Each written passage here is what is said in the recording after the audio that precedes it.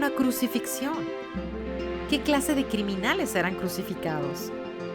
¿Por qué quería que crucificaran a Jesús la multitud? ¿Y por qué defendió a Jesús un ladrón en la cruz? El objetivo de este podcast es ayudar a las personas a conocer a Jesús a través de la Biblia. Hoy hablamos del encuentro que tiene Jesús con dos ladrones en el libro de Lucas, capítulo 23. Bienvenidos al podcast La Mesa de Jesús.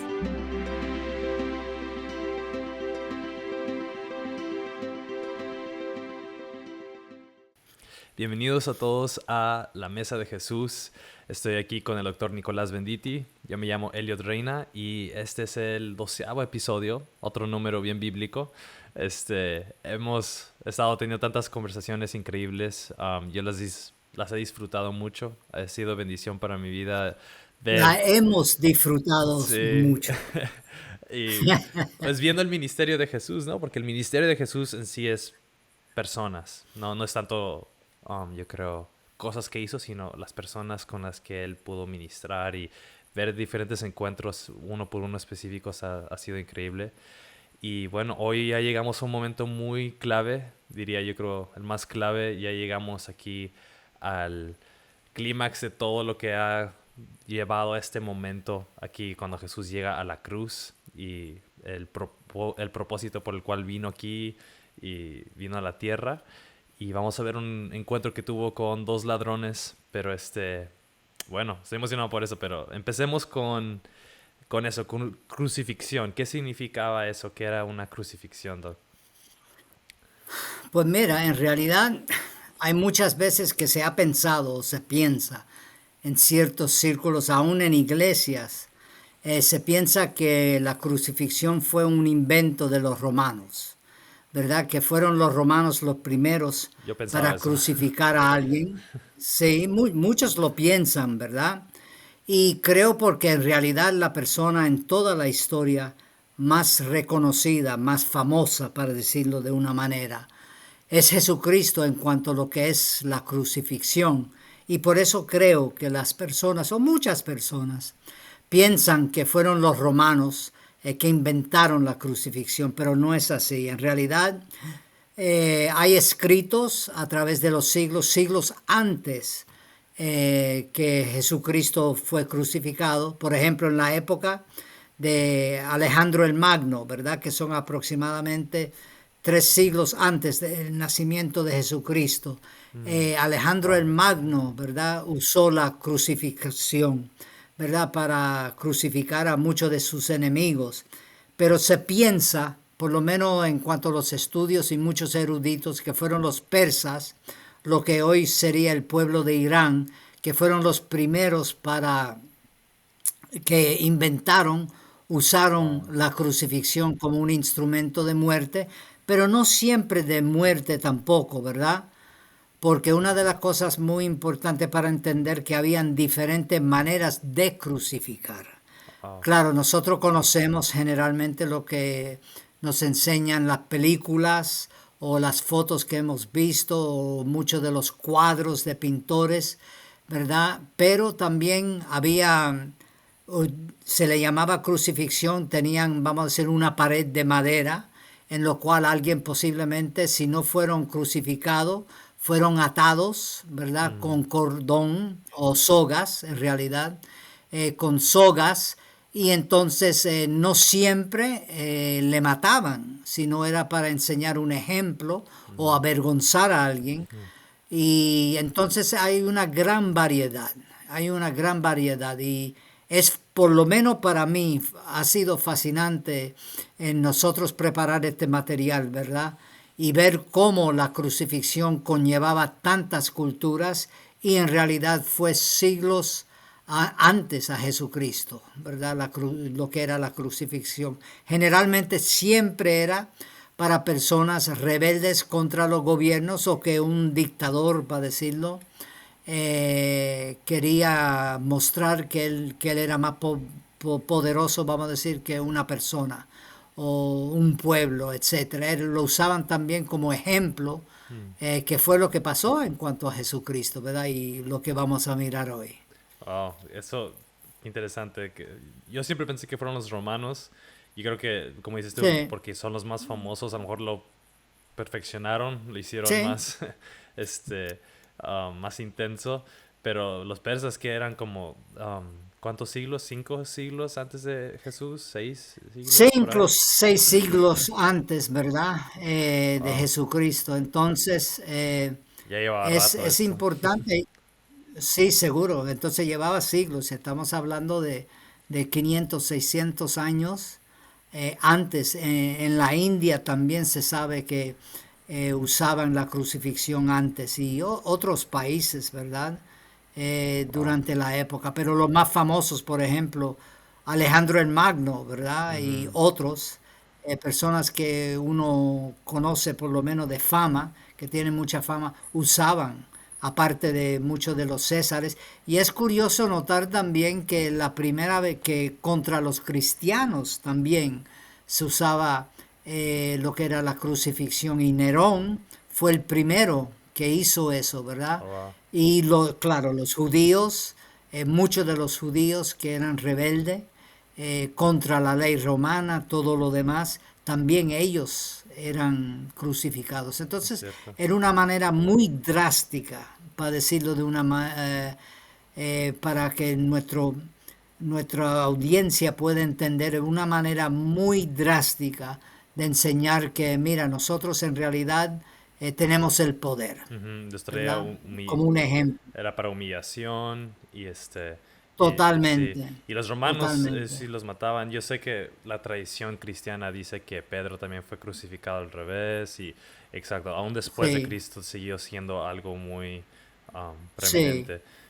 Y como mencioné, Nerón, ¿verdad? Nerón en Roma es conocido, ¿verdad? Por crucificar. Y en el circo romano, ¿verdad? Lo que Ujú. se llamaba el circo romano, también habían mártires de creyentes seguidores de Jesucristo. Wow. Entonces es algo que se usó por mucho, mucho tiempo. Y qué bueno que dices que casi siempre eran personas que eran rebeldes contra el gobierno, que se querían usar como ejemplo. Sí, Entonces puede ser que estos dos ladrones no eran ladrones, ¿no? Puede ser, quién sabe, sí. qué eran, qué habían hecho. Pero bueno, los Podían conocemos. ser rebeldes igual como Barabás, Ajá. ¿verdad? Claro, no sabemos con certeza, pero hay algunos eruditos que dicen, ¿verdad?, que eran rebeldes o terroristas, usando el idioma de hoy, Ujú. terroristas contra el gobierno romano, y que ellos, ¿verdad?, pagaron ese precio, Ya. ¿verdad?, por rebelión contra Roma. Ujú. Entonces, Puede sí, ser. sí, sí, sí, Sí. pero de una manera muy, muy cruel, y creo que es importante que las personas entiendan, y no quiero menospreciar todo el sufrimiento de Jesucristo en la cruz, ¿verdad? No quiero menospreciar nada de así, o que nadie diga, no, es que Eliot y Nicolás dijeron que Jesucristo no sufrió en la cruz. No, no, no, no, no. Fue horrible lo que le pasó. Pero también tenemos que reconocer que habían otras personas, ¿verdad? Que Jesucristo sabemos, ¿verdad? Que murió bastante, casi inmediatamente, para decirlo, unas cuantas horas después de que fue crucificado, aproximadamente unas 9 horas. Pero habían otras personas a través de la historia que habían sufrido por días en Mm. la cruz, ¿verdad? Entonces, solamente es para comparar, pero por favor que nadie escuche que uno está diciendo en ningún momento que Cristo no sufrió, Claro. sino que habían muchos que se lo pasaban en la cruz, colgando ahí, ¿verdad?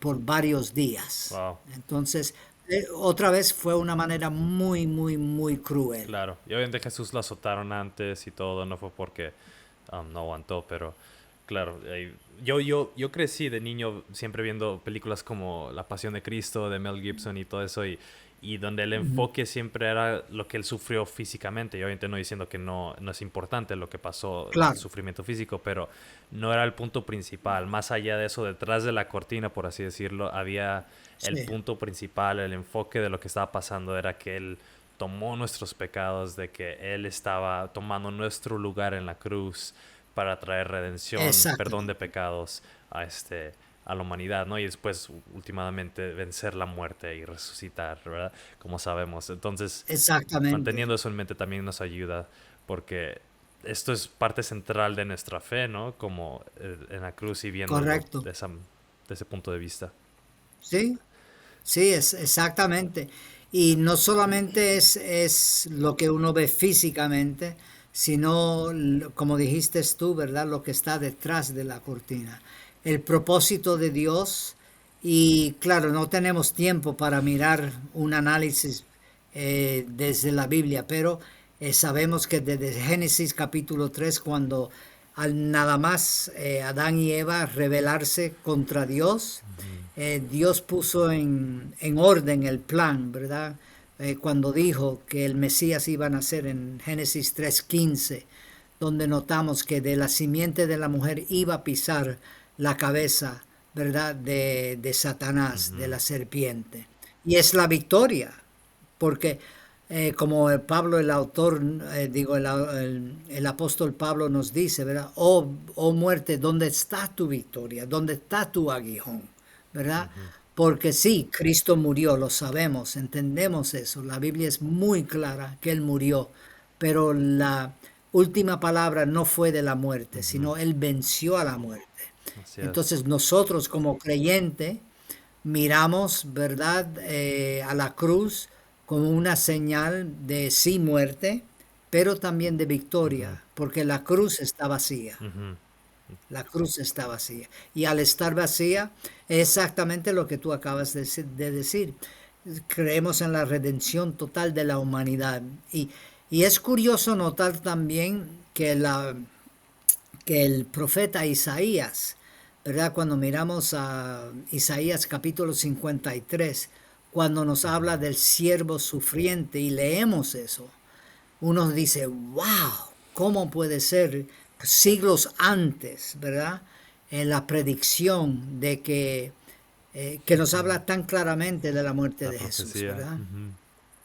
Sí, Sí. exactamente. No, obviamente nos podemos quedar aquí horas platicando sobre la cruz, ¿no? Y yo creo después podemos hacer serie o no sé, enfocarnos más en ese detalle porque Sí, es sí, hermoso, ¿no? Y él es parte clave. Me encantan esos versículos como el que no conoció pecado por nosotros lo hizo pecado para que nosotros fuésemos hechos la justicia de Dios y todos esos pasajes hermosos que hablan de exactamente. lo rico que sale de ahí que vemos después y es esencial en nuestra fe, ¿no? Pero como dices bien, ahí no termina la historia, sino que no Así mismo. nuestro Dios no fue crucificado y y ahí murió, sino que resucitó y eso también Mm. es esencial, ¿no? Pero bueno, para para continuar, para llegar al pasaje de hoy, el enfoque de hoy, este, um, antes de llegar a la cruz, hubo varios encuentros, ¿no? Que podríamos enfocarnos más, pero Ujú. pasando de cómo la gente estaba reaccionando ante Cristo. Obviamente vimos el episodio anterior, cómo Poncio Pilato se lavó las manos, como la multitud estaba gritando, crucifícalo, crucifícalo. Pero después aquí vemos en Lucas capítulo 23 que mientras va en camino a, a la cruz, A a Gólgota. Golgotha, Sí, sí, sí, a la cruz. bueno, cargando la cruz, la multitud dice que varios estaban, lamentando y estaban llorando porque estaban a favor de Jesús. Entonces eso como da perspectiva, que no todos estaban a favor de lo que estaba pasando. Exactamente, exactamente. Nos enseña claramente, claro, hubieron los que estaban totalmente contra Jesús y lo vamos a mirar en un ratito, ¿verdad? Los líderes religiosos, los políticos, etcétera, y aún dentro del pueblo judío, pero también habían dentro del pueblo judío lo que creían en Jesús, lo que pensaban, ¿verdad? La marcha cuando Cristo entra en Jerusalén, ¿verdad? Una semana antes, el domingo de Pascua, de Ramo, como en muchos círculos se le llama, la entrada triunfal de Jesucristo a la ciudad. Hubieron muchos que estaban a favor de él, pero claro, ese detallito Lucas de una manera muy astuta lo mete ahí para que uno entienda que no todos se opusieron a Jesucristo y a Ujú. los discípulos, ¿verdad?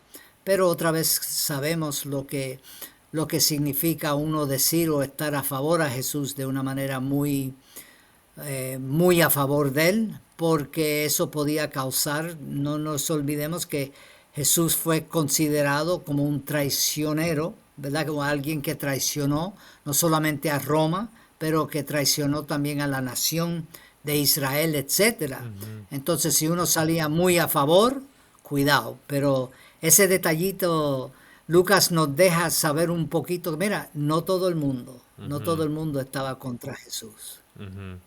Eh, Sí, porque siempre pensamos que los judíos, lo rechazaron. Yo pienso en pasajes como Juan capítulo 1 que dice, vino a los suyos y los suyos no lo aceptaron. Pero entonces, a veces, exactamente. sin querer, puedo pensar, todos los judíos lo Sí, rechazaron, pero no es cierto. Los primeros no, creyentes, como dices no bien, es fueron judíos y, no, y fueron los que proclamaron el evangelio a los Pedro, gentiles. los Sí, discípulos. todos. El, el Evangelio, ¿verdad? El día de Pentecostés fue en Jerusalén, etcétera, etcétera. Ujú. Y no podemos eh, olvidarnos de eso. Y es parte de la historia, es parte de la historia. Bien dicho. Y bueno, ahí tenemos a ellos y después vemos a los gobernantes que se burlaban de Jesús. Obviamente, esos eran los fariseos, ¿verdad? Los escribas y los líderes Sí, religiosos que pues lograron lo que ellos quisieron y ahí estaban, yo creo, sí, celebrando de que ahora el que se llamaba el Mesías, este, ha sido demostrado que obviamente no es el Mesías porque pues el Mesías iba a reinar y aquí está a exact- punto de morir, ¿no? exactamente. Y le tanteaban, ¿verdad? Le estaban burlando, riéndose. Bájate de ahí, tú eres el Mesías, ¿verdad? Y ellos usan términos religiosos, ¿verdad? Mm, En otras palabras, el Cristo, porque el Cristo, claro, para ellos significaba el ungido, el que ellos estaban supuestamente esperando. el Mesías. Ujú. Pero vamos a decir, los griegos, los romanos no tenían esa tradición religiosa y ese lenguaje, para decirlo, religioso. Entonces notamos aquí que usan todos esos términos para burlarse de él, ¿verdad? Como falso maestro, ¿verdad? Falso Ujú. profeta, etcétera, etcétera. Ujú. Wow. Y entonces vemos aquí también um, los soldados romanos. Estos obviamente, um, yo creo que pues ellos yo creo que se burlaban de todos los judíos, ¿no? Ellos, me Sí, imagino que sí, era un trabajo no muy agradable, que ellos tenían que ver muerte y crucificar y eso te hace, yo creo que muy insensible y, bueno, aquí burlándose de alguien que está a punto de morir y sufrir, no muy solemne, sí. sino burlándose de él y muchos como que lo culpan a ellos por lo que hizo, por lo que le hicieron a Jesús, pero eran ellos también impulsados por los gobernantes que, como dijimos, Cómplices, sí. sí, ellos eran cómplices, todo, ¿verdad? Ujú. Y es importante notar también dos cosas que hicieron, aparte de burlarse, claro, de Jesucristo, pero también que la corona que le pusieron era una corona de espinas. Ujú. En otras palabras, ¿verdad? Tú eres rey, pues mira, ¿dónde está tu corona? Pues mira, toma una corona de espinas. Y también que estaba vestido en púrpura, que era un color para la realeza, ¿verdad? Para los reyes, ellos se vestían en púrpura. Y también la manera como ellos se burlaron, porque no nos olvidemos, para los romanos, su rey era César. Ujú. Y entonces vemos aquí como ellos no solamente se burlan que Jesús es rey, porque sabemos que en la cruz, ¿verdad? Había un cartel que decía, ¿verdad? Rey de los judíos. Ujú. Y entonces, pues si tú eres rey, nosotros tenemos un rey más grande, mayor que es César. Ujú. Entonces me imagino en todo eso era parte de la ironía, la burla contra Jesucristo. Los soldados fueron muy cruel también. Ujú. Y, y es curioso notar todo eso, ¿verdad? Ujú. Wow, sí, y como dices ahí, arriba en la cruz decía, he aquí um, el rey de los judíos, ¿no? Y estaba en tres diferentes Exactamente. lenguajes, ¿no? Y uno de ellos hubiera Sí, sí, sido el de sí. los romanos, que era en latín, Y el ¿correcto? latín, Después sí. griego, que El era griego, lenguaje común, o... sí, exactamente. En realidad comercial Ok. del día, ¿verdad? Que se usaba mucho para el comercio. Y claro, el hebreo Mm. al final, que era el idioma religioso, para decirlo. Entonces, cada uno lo miraba, diría yo, bajo su perspectiva. Los religiosos bajo el punto religioso, los romanos bajo el punto político, ¿verdad? Y es, wow, no, hay mucho para hablar sobre esto, pero tenemos que limitarnos. Sí. Y bueno, ahí yo creo que ahora sí podemos llegar al enfoque de hoy. Voy a leer lo que son 4 versículos aquí. Ya que está Jesús en la cruz, Lucas 23, versículo 39 dice así. Y uno de los malhechores, siendo uno de los ladrones, bueno, no sabemos si fueron ladrones, ¿no? Pero, y uno de los malhechores que estaban colgados ahí le lanzaba insultos diciendo, ¿no eres tú el Cristo? Sálvate a ti mismo y a nosotros, como decías que estaban diciendo. Versículo 40 dice, pero el otro le contestó y reprendiéndole le dijo, ¿ni siquiera temes tú a Dios a pesar de que estás bajo la misma condena? Y nosotros a la verdad justamente porque recibimos lo que merecemos por nuestros hechos, pero nada malo ha hecho. Y decía Jesús, acuérdate de mí cuando vengas en tu reino. Entonces Jesús le dijo, en verdad te digo, hoy estarás conmigo en el paraíso.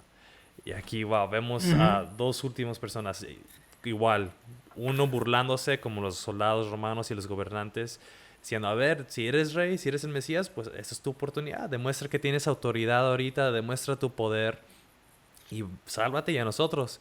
Y el otro llega con una humildad, primero lo corrige, no le reprende el otro, ¿cómo te atreves? Nosotros lo merecemos. Y ya reconociendo su pecado en humildad, reconociendo que él lo merecía y reconoce la inocencia de Cristo y de Jesús diciéndole, no lo merece. Exactamente.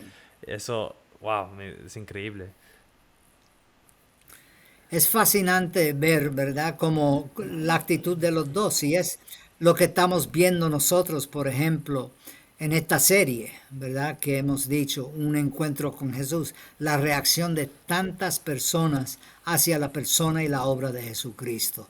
Algunos le amaban, lo vimos, ¿verdad?, cuando hablamos de la multitud al principio del programa de hoy, ¿verdad? La multitud, habían simpatizantes ahí también, pero habían otros que rechazaban, como mencionaste tú, Elliot, la semana pasada cuando miramos de Poncio Pilato, ¿verdad? Cuando él rechazó a Jesús y le preguntaba qué es verdad y lo tenía ahí mismo, cara a cara. Y habían lo que totalmente, aún los discípulos mismos, cuando vemos, ellos no estaban ahí. La gran mayoría de ellos se fueron, se marcharon, ¿verdad? Corrieron, Pedro le negó, sin embargo el único que sabemos que estaba ahí con las mujeres era Juan, ¿verdad? El discípulo amado. Pero aquí notamos la reacción de 2 personas en la misma circunstancia. Uno lo rechaza, se burla totalmente, la otra persona hace todo lo opuesto, reconoce su maldad, admite, ¿verdad?, que él es culpable, pero al mismo tiempo nota la inocencia de Jesucristo, que él no debía estar aquí. Pero otra vez, como creyentes, reconocemos la importancia de Jesucristo, su muerte. Y imagínate si Jesús, claro, sería una película de Hollywood, ¿verdad? Porque uno muchas veces cuando piensa en Jesús en la cruz o lee esos textos bíblicos, le encantaría que Jesús bajase de la cruz, ¿verdad? Y como un Superman mostrar, ve, pero no era el plan de Dios, no era el plan de Jesucristo, sino todo lo opuesto. Él necesitaba morir y resucitar de acuerdo a las Escrituras al tercer día, ¿verdad?, para cumplir con la misión que fue encargado. Y sin embargo, el segundo malhechor reconoció, claro, no sabemos hasta qué punto los detalles, pero admitió su culpa ante Dios, ante Jesucristo y la inocencia de Jesucristo, que para nosotros como creyentes creo que es muy importante tener eso claro. Sí, y más allá de eso también le dice, cuando vengas tú en tu reino, acuérdate de mí. Acuérdate de mí cuando vengas tú en tu reino. Entonces él reconoce que Jesús va venir, va a regresar con su reino. Tenían algún concepto, idea de que Jesús era el rey de otro Sí, reino más allá de nuestro concepto, ¿no? De nuestra realidad que sí, sí, sí, podemos ver y sí. sentir, y de que él iba a regresar con su reino, y él dijo, acuérdate de mí, yo quiero ser parte de ese reino. Entonces le pide aquí ayuda, ¿no? Obviamente Exactamente. no hizo la oración del pecador como nosotros la conocemos hoy en día, pero no importa eso, Jesús reconoce ahí fe, que le está pidiendo Sí, confianza en él, rescátame, yo quiero ser parte de tu reino que viene. Y Jesús le contesta, exactamente. ciertamente hoy en día va a estar conmigo en paraíso. Eso, y esa palabra Exactamente. paraíso también no dice, hoy te vas a ir al cielo conmigo, ¿no? El otro dice, cuando tú vengas en tu reino. Y Jesús dice, sí, hoy mismo vas a estar conmigo.